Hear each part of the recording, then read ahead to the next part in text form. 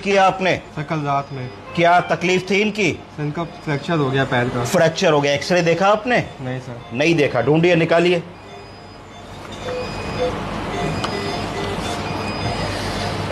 तो ये पेशेंट हमारे पास इमरजेंसी में आए तो हमें क्या देखना है कि ये एक पैर में स्प्लिंट लगाए हुए हैं। स्प्लिंट लकड़ी की पट्टी को कहते हैं। ये एक लकड़ी की बड़ी सी पट्टी लगी है जिसने जो है पैर को इमोबिलाइज किया। स्प्लिंट का काम क्या है?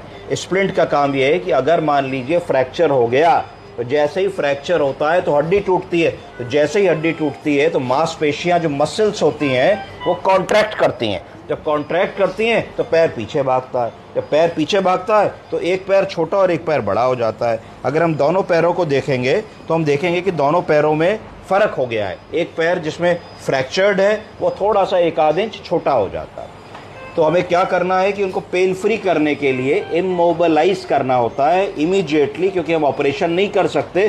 तो इमीडिएट रेमेडी होती है कि हम उनको एक इमोबिलाइज़र लगा दें या स्प्लिंट लगा दें। तो इसी तरीके से जिस अस्पताल से आए उन्होंने एक लकड़ी की मोटी सी डंडी लगा दी जिससे इनका पेल्विक गर्डल से लेकर के यहाँ तक ये पैर हिल नहीं पाएगा और सारा जोर पट्टी के ऊपर उन्होंने ले लिया। दूसरा काम उन्होंने किया कि एक स्किन ट्रैक्शन बांधा। इसको स्किन ट्रैक्शन कहते हैं। स्किन ट्रैक्शन क्या होता है? स्किन ट्रैक्शन का मतलब है कि जो मसल कॉन्ट्रैक्ट हो गई और हड्डी ऊपर एक के ऊपर एक चढ़ गई तो इन्होंने एक वजन बांध दिया। सबसे पहले 1 ब्रिक वेट लगाते हैं, फिर 1.5 ब्रिक, फिर 2 ब्रिक्स।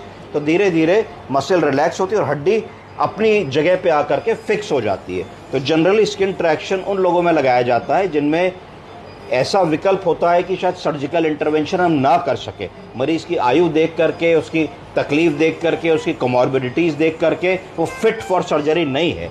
एनेस्थीसिया फ्रेंड्स को लगता है कि PAC प्री एनेस्थीसिया चेकअप वो क्वालिफाई नहीं कर रहा है, उस केस में हम लोग ट्रैक्शन लगा देते हैं। कई बार स्किन ट्रैक्शन ऐसे भी लगा देते हैं ट्रांजिट में कि भाई बिगर हॉस्पिटल रेफ़र कर रहे हैं तब तक लगाएंगे। अब डॉक्टर साहब इनका एक्सरे दिखाइए।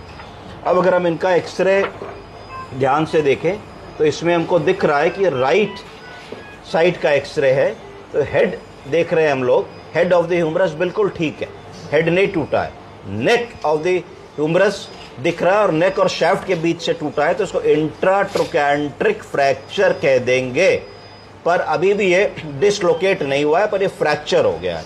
तो इसमें इनकी फैमिली ने ये बताया कि इनको शायद वहाँ एनेस्थीसिया वालों ने फिट फॉर सर्जरी नहीं माना और कहा कि अब इनको बेड केयर की ज़रूरत है और धीरे धीरे इनको 4 to 6 वीक्स में कैलस फॉर्मेशन होगा और हड्डी जुड़ सकती है। तो अब इनमें क्या क्या